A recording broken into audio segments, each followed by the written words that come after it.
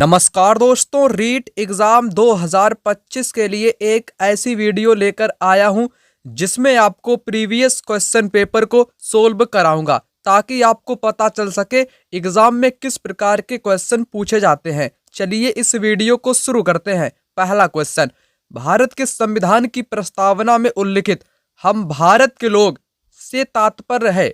हम भारत के लोग से तात्पर्य क्या होता है? इसका मतलब होता है संप्रभुता भारत के लोगों में निहित है।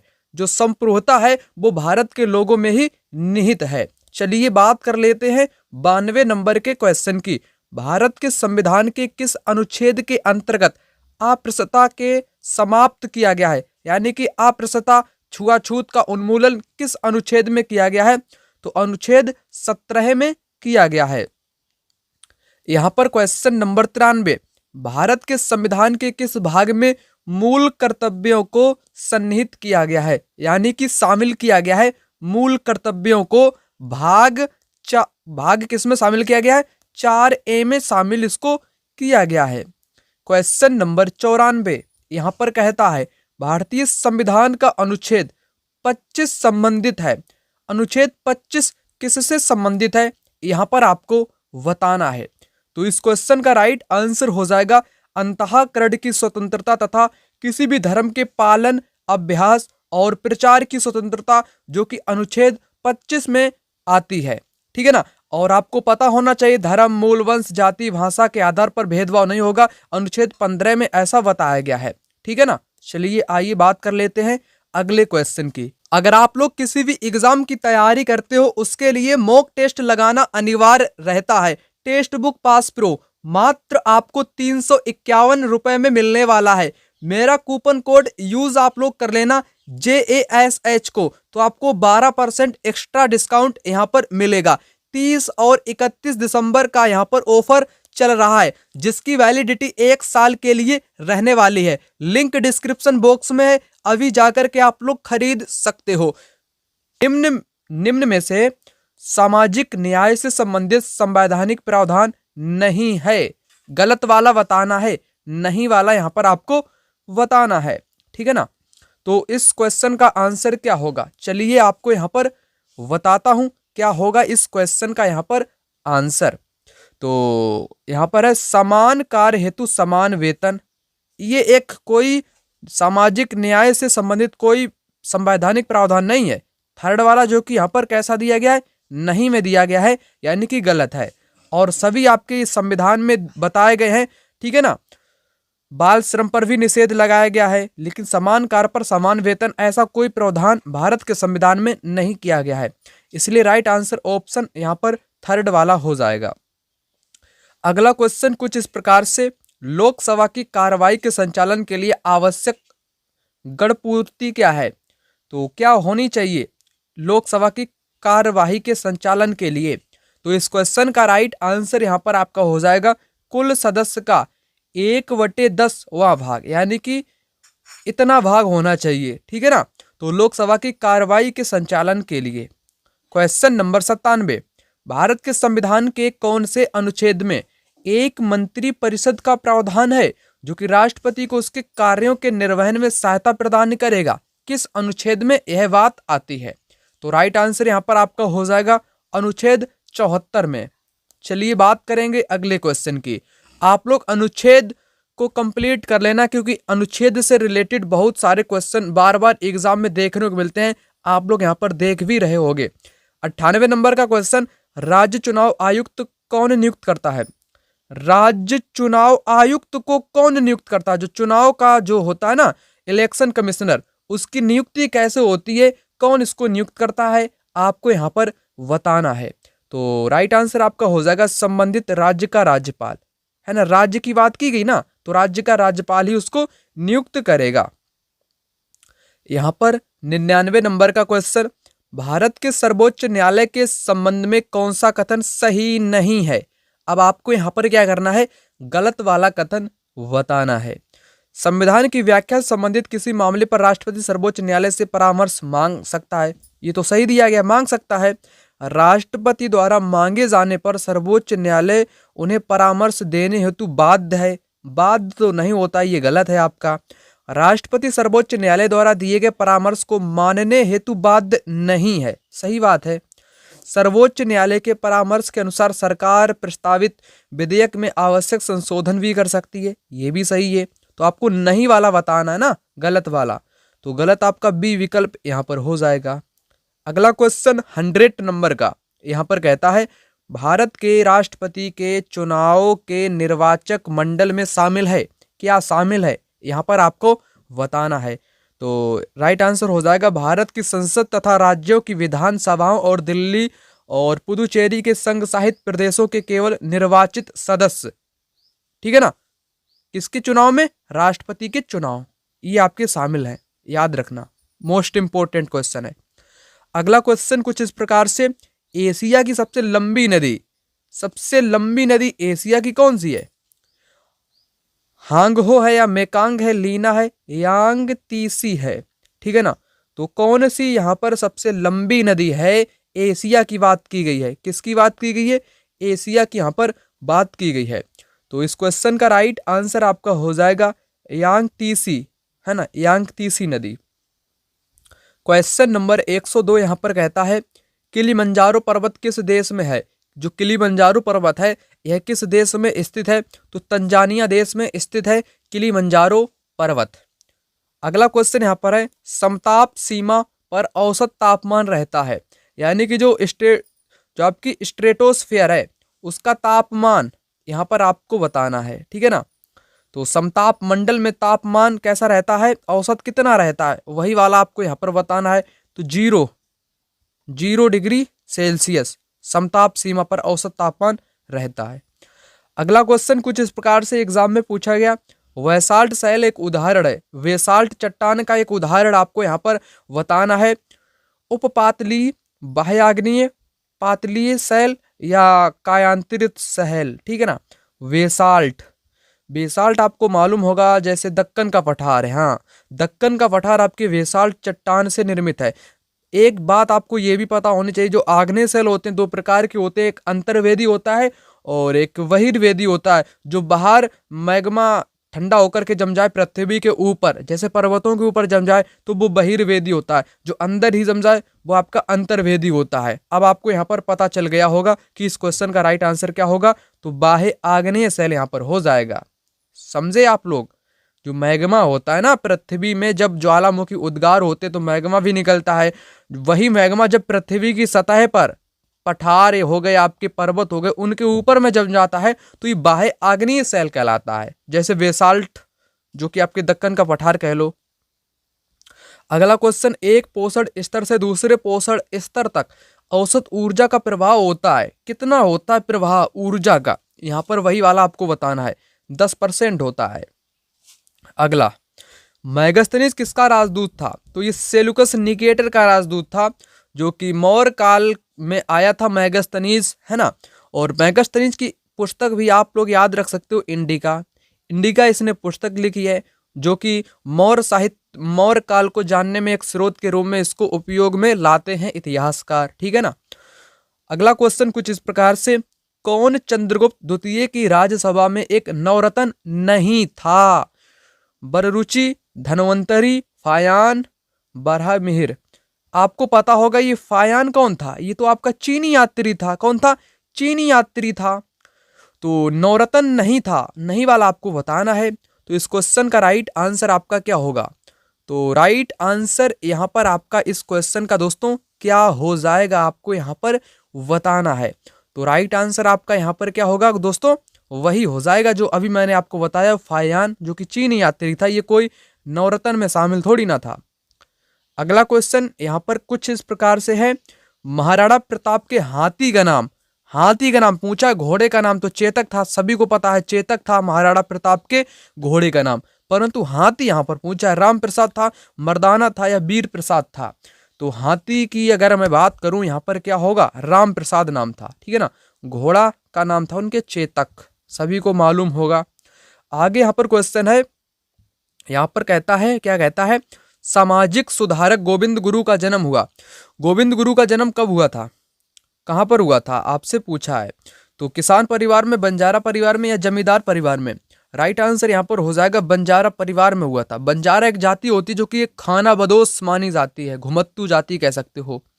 अगला, चेतावनी राह चुंगट्या किसने लिखी, है ना, ये चुंडक्या किसने लिखी, यहाँ पर क्या होगा इस क्वेश्चन का राइट आंसर, तो केसरी सिंह बारहट ने इसको लिखा है, ठीक है ना।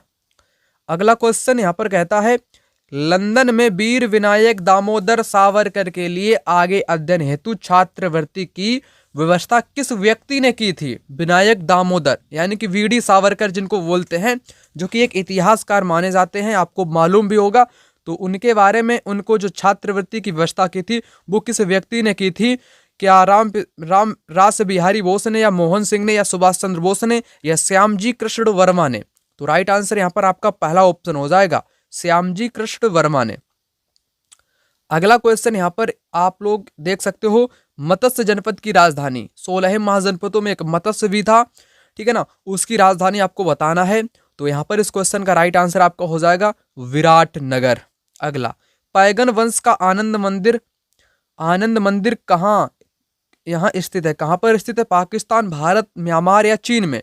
राइट आंसर आपका हो जाएगा म्यांमार। क्या होगा, म्यांमार यहाँ पर राइट आंसर हो जाएगा। अगला क्वेश्चन कुछ इस प्रकार से, तराइन का युद्ध 1191 में किसने जीता था। तराइन के 2 युद्ध हुए थे, पृथ्वीराज चौहान पहले वाले युद्ध में जीते थे, 92 वाले में हारे थे मोहम्मद गौरी के साथ में, ठीक है ना। तो किसने जीता था, यहाँ पर लिखा ना पृथ्वीराज चौहान, जिसको पृथ्वीराज चौहान तृतीय के नाम से भी जाना जाता है। तो पहले में तो पृथ्वीराज चौहान जीता था, और जो 1192 वाला था ना, इसमें उसकी पराजय हुई थी और इसको बंदी बनाकर अपने साथ ले गया था। आपको आगे की कहानी मालूम ही होगी। अगला क्वेश्चन यहाँ पर कहता है, क्या कहता है, इसको थोड़ा अगला कहता है, राजस्थान का कौन सा नृत्य 2010 में यूनेस्को की अमूर्त सांस्कृतिक धरोहर की सूची में शामिल हुआ। गीदड़, भवाई, कालबेलिया या कच्छी घोड़ी। तो राइट आंसर यहाँ पर आपका क्या होना चाहिए, राइट आंसर आपका यहाँ पर हो जाएगा गाइस, क्या होगा, कालबेलिया, है ना। कालबेलिया को यूनेस्को की श्रेणी में शामिल किया गया था, कब, 2010 में इसको यहाँ पर शामिल किया गया था। अगला, संत मीराबाई के पति का नाम क्या था, रतन सिंह, संग्राम सिंह, नरपति सिंह या भोजराज। मीराबाई वही मीराबाई, आप लोग सब जानते होंगे मीराबाई, ठीक है ना, जिनके दोहे काफी प्रचलित रहते हैं, ठीक है ना। तो इनका विवाह किसके साथ हुआ था, इनके पति का नाम क्या था, जो कि ये क्वेश्चन यहाँ पर शुरू हो चुके हैं। ये राजस्थान स्पेशल के क्वेश्चन है, ध्यानपूर्वक आप लोग यहाँ पर इनको देखते चलना, ठीक है ना। तो राइट आंसर पहला वाला आपका हो जाएगा, भोजराज के साथ हुआ था विवाह मीराबाई का, है ना। अगला क्वेश्चन, चित्रकला शैली वड़ी ठड़ी संबंधित है ना, वड़ी ठनी संबंधित है, किससे संबंधित है आपकी, यहाँ पर आपको बताना है। तो नागरीदास से संबंधित है। अगला, चुरू जिले के ददरेवा ग्राम से संबंधित है, राजस्थान के ये क्वेश्चन है। यहाँ पर आपका राइट आंसर होना चाहिए गोगा जी, है ना, गोगा जी, चुरू जिले के ददरेवा ग्राम से संबंधित है गोगा जी। अगला क्वेश्चन यहाँ पर कहता है, खेजड़ली आंदोलन में अपने जीवन का बलिदान किसने किया। राइट आंसर यहाँ पर हो जाएगा अमृता देवी ने किया। अगला क्वेश्चन यहाँ पर कहता है, पुस्तक आनंद मठ में वंदे मातरम किसने लिखा था। तो बंकिम चंद्र चटर्जी ने लिखा था, किसने, बंकिम चंद्र चटर्जी ने लिखा था। रविंद्रनाथ टैगोर ने तो जनगण मन लिखा था, क्या लिखा था, जनगण मन किसने लिखा था, यहाँ पर लिख देता हूं, जनगण मन किसने लिखा था, रविंद्रनाथ टैगोर ने लिखा था। एक बात आपको बताना चाहूं, आप लोग सुनोगे तो आश्चर्यचकित हो जाओगे, चलिए आपको बता देता हूं। जो रविंद्रनाथ टैगोर ने जो जनगण मन लिखा था, जन गण मन अधिनायक जया है, ये वाला लिखा था। तो ये किसके लिए लिखा था, ये जॉर्ज पंचम एक अंग्रेजी अधिकारी था, उसके स्वागत में लिखा गया था, जिसको हम लोग राष्ट्रगान के रूप में आज भी गाते हैं। उसका मतलब है कि हमने जब हम लोग गुलाम थे, है ना, अंग्रेजों के, तब हमने उनके स्वागत में यह गीत लिखा था, राष्ट्रगान लिखा था गुरु रविंद्रनाथ टैगोर ने। तो आज भी हम लोग उनके स्वागत में ही एक प्रकार से गाते हैं। तो ये कितना गलत है, आप लोग कमेंट बॉक्स में अपनी राय यहाँ पर कमेंट करके अवश्य रूप से यहाँ पर दे सकते हो, ठीक है ना। क्योंकि ये स्वागत में लिखा है, उसमें कहा जाता कि भारत भाग्य विधाता रविंद्रनाथ टैगोर का कहने का मतलब कि आप अंग्रेज ही भारत के भाग्य निर्माता हो, आप ही भारत के बनाने वाले हो। तो उसका अर्थ कुछ इस प्रकार से निकलता है। आप लोग कमेंट बॉक्स में अपनी राय अवश्य यहाँ पर प्रदान करिएगा। निम्नलिखित में से कौन सा राष्ट्रीय राजमार्ग संख्या 15 द्वारा नहीं जुड़ा है? नहीं वाला बताना है जैसलमेर, बाड़मेर, हनुमानगढ़, बीकानेर। राइट आंसर इस क्वेश्चन का यहाँ पर आपका क्या होगा? यहाँ पर इस क्वेश्चन का राइट आंसर आपका क्या हो जाएगा? तो यहाँ पर राजमार्ग से नहीं जुड़ा है। जैसलमेर, बाड़मेर, हनुमानगढ़, बीकानेर सारे के सारे एक प्रकार से जुड़े हैं मेरे हिसाब से, ठीक है ना। तो अगला क्वेश्चन यहाँ पर कुछ इस प्रकार से, निम्नलिखित में से राजस्थान में मीठे पानी की सबसे बड़ी मानव निर्मित झील है राजस्थान में कौन सी? पिछोला है, जयसमंद है, या फतेह सागर है, या राजसमंद है? यहाँ पर राइट आंसर इस क्वेश्चन का आपका हो जाएगा जयसमंद, जयसमंद झील, ठीक है ना, जो कि मीठे पानी की झील, मानव निर्मित झील है। अगला, विष्णु के भक्त क्या कहलाते हैं? मैंने आपको पिछली बार बताया था विष्णु के भक्त आपके अलवार संत कहलाते हैं। नैनार तो आपके शैव उपासक यानी कि शिव के उपासक होते हैं नैनार, विष्णु के उपासक अलवार, लिंगायत एग्जाम में आपको देखने को मिल सकता है वीर शैव, वीर शैव लोग है ना, वीर शैव जो लोग होते हैं वो शिव के प्रतीक के रूप में लिंगायत मतलब कि लिंगायत कहलाते हैं उनके भक्त, है ना। शिव के भक्त जो वीर शैव वाले होते हैं वो लिंगायत कहलाते हैं। यहाँ पर राइट आंसर आपको बताया अलवार हो जाएगा, अलवार यहाँ पर आपका राइट आंसर हो जाएगा। अगला क्वेश्चन यहाँ पर कुछ इस प्रकार से आया, निम्नांकित में से किस स्रोत में प्राचीन भारत के 16 महाजनपदों का उल्लेख मिलता है? अंगुत्तर निकाय में मिलता है, ठीक है ना। अगला, रावी नदी का प्राचीन नाम क्या था? रावी नदी का प्राचीन नाम क्या था आपको यहाँ पर बताना है। तो परसुड़ी इसका प्राचीन नाम था। अगला, सूरसेन जनपद की राजधानी क्या थी? सूरसेन जनपद की राजधानी क्या थी? राइट आंसर हो जाएगा मथुरा, पहला वाला मथुरा यहाँ पर राइट आंसर हो जाएगा। अगला, राज्य राजस्थान अपने परिपूर्ण रूप में इस तिथि को सामने आया, यानी कि राजस्थान कब सामने आया था परिपूर्ण तिथि के रूप में? तो राइट आंसर यहाँ पर आपका हो जाएगा 1 नवंबर 1956 को, 1 नवंबर 1956 को। अगला क्वेश्चन यहाँ पर कहता है, सामाजिक अध्ययन का शिक्षण किया जाता है, यानी कि सोशल स्टडीज टॉट एट। तो माध्यमिक स्तर से आप लोग कह सकते हो सामाजिक शिक्षण का एक प्रारंभिक रूप माना जा सकता है, ठीक है ना। अगला क्वेश्चन यहाँ पर कुछ इस प्रकार से, शिक्षा में उद्देश्यों का वर्गीकरण दिया गया है। जॉन डेवी द्वारा, स्मिथ द्वारा, बीएस ब्लूम द्वारा, आई.के. डेविस द्वारा। राइट आंसर इस क्वेश्चन का क्या होगा? तो राइट आंसर हो जाएगा ब्लूम द्वारा। अगला क्वेश्चन यहाँ पर कुछ इस प्रकार से कहता है, पाठ्यक्रम के क्षेत्र में शामिल है। पाठ्यक्रम के क्षेत्र में क्या शामिल है? विद्यालय की आंतरिक क्रियाएं, विद्यालय की बाह्य क्रियाएं, उपरोक्त दोनों, या उपरोक्त में से कोई नहीं। राइट आंसर इस क्वेश्चन का आपका हो जाएगा उपरोक्त दोनों, बोथ ऑफ देम, दोनों शामिल हैं। अगला, सामाजिक अध्ययन की पाठ्य पुस्तक अनुरूप होनी चाहिए, लेखक के अनुरूप होनी चाहिए या विद्यार्थी के, शिक्षक के, या सरकार के? तो आप कहोगे कि विद्यार्थी के अनुरूप होनी चाहिए, ठीक है ना। तो इस क्वेश्चन का राइट आंसर विद्यार्थी हो जाएंगे, है ना। क्या हो जाएगा?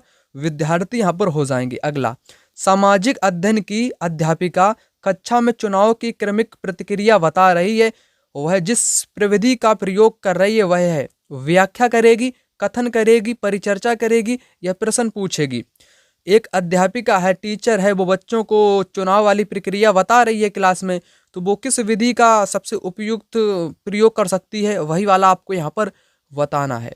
तो राइट आंसर हो जाएगा कथन, है ना, नेरेशन यहाँ पर राइट आंसर हो जाएगा। अगला, सामाजिक अध्ययन के शिक्षक को बल देना चाहिए विषय से संबंधित सूचना देने पर, विद्यार्थी के सामाजिक मुद्दों के प्रति चिंतन शक्ति के विकास पर, विद्यार्थियों को परीक्षा के लिए तैयार करने पर तो बिल्कुल भी नहीं, विद्यार्थियों के भाषा विकास पर। इनमें से सबसे उपयुक्त आपको ढूंढ करके बताना है। आपको सारे के सारे सही लग रहे होंगे, परंतु बी वाला कुछ ज्यादा ही उपयुक्त आपको लग रहा होगा, बी वाला। तो बी वाला इसका राइट आंसर हो जाएगा, क्योंकि विद्यार्थियों की सामाजिक मुद्दों के प्रति चिंतन शक्ति के विकास की यहाँ पर बात की गई है। अगला क्वेश्चन यहाँ पर कहता है, सामाजिक अध्ययन शिक्षण में ऐतिहासिक स्थलों का भ्रमण उपयोगी है। ऐतिहासिक स्थलों का भ्रमण बहुत ही उपयोगी है ना। खासकर इतिहास जब हम लोग पढ़ते हैं, स्थल देखते हैं क्या वहाँ पर कैसा क्या है ना, तो उस बहुत क्यों है विषय के प्रति रुचि उत्पन्न करने में भी है, प्रत्यक्ष सूचना भी प्राप्त हो जाती है, ये भी सही है, विषय वस्तु की बेहतर समझ भी बन सके। तो उपरोक्त सभी इस क्वेश्चन का यहाँ पर राइट जवाब हो जाएगा। अगला क्वेश्चन यहाँ पर है, ब्लूम की पाठ योजना किस पर आधारित है? ब्लूम, ठीक है ना, तो इसकी जो आधारित रहती है वो उद्देश्यों पर रहती है, उद्देश्य पर आधारित रहती है।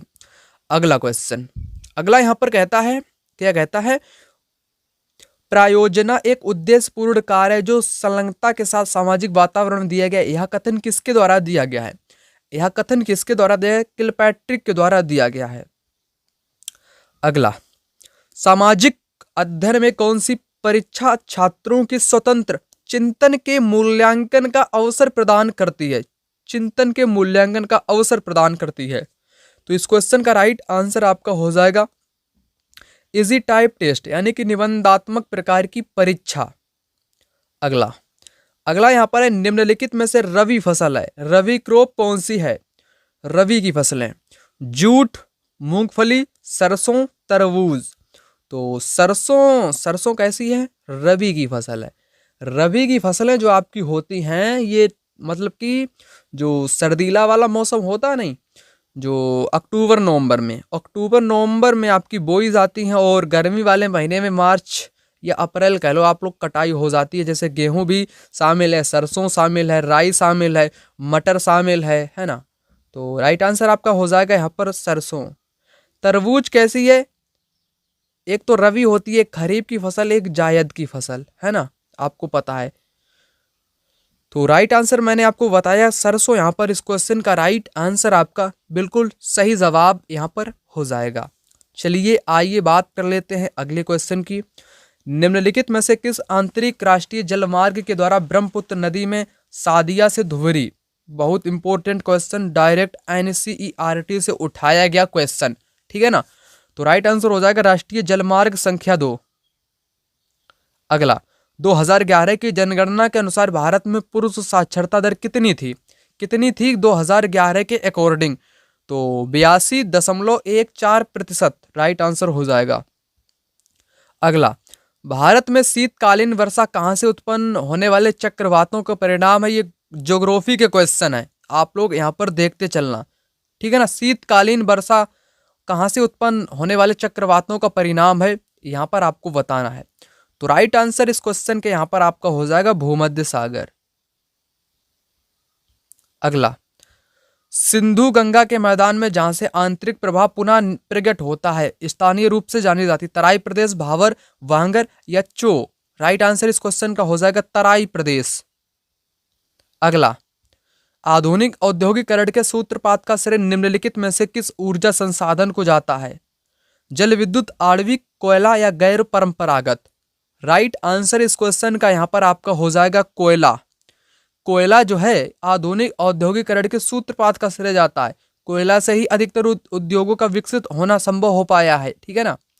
अगला, अगला यहाँ पर है, टिकाऊ दीर्घकालिक सतत कृषि हेतु निम्नलिखित में से भारत के किस राज्य ने रासायनिक उर्वरक के उपयोग को निषिद्ध कर दिया है? रासायनिक उर्वरकों को निषिद्ध कर दिया है। सिक्किम ने, अरुणाचल प्रदेश ने, गोवा ने या आंध्र प्रदेश ने? तो राइट जवाब आपका हो जाएगा यहाँ पर पहला वाला ऑप्शन, सिक्किम।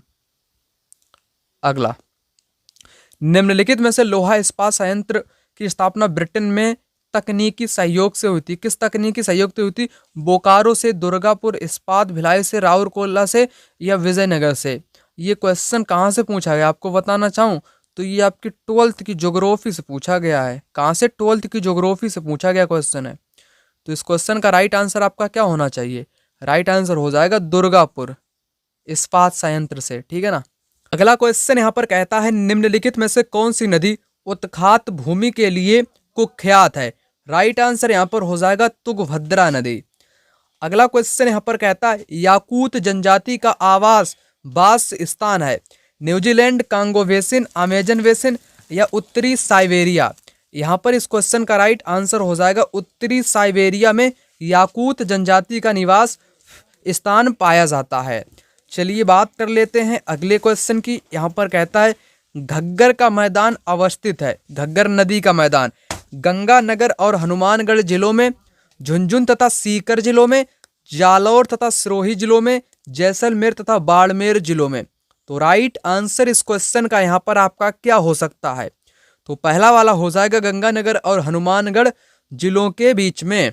अगला नेक्स्ट, राजस्थान का प्रथम वस्त्र उद्योग स्थापित हुआ था, कहां पर हुआ था? गंगानगर में, भीलवाड़ा में, उदयपुर में या ब्यावर में? राइट आंसर यहां पर हो जाएगा ब्यावर में। लास्ट क्वेश्चन इस वीडियो का, 2011 की जनगणना के अनुसार निम्नलिखित में से राजस्थान के किस जिले की दशकीय जनसंख्या वृद्धि दर न्यूनतम रही? राइट आंसर हो जाएगा गंगानगर। मिलते हैं दूसरी वीडियो में, तब तक के लिए जय हिंद, वंदे मातरम।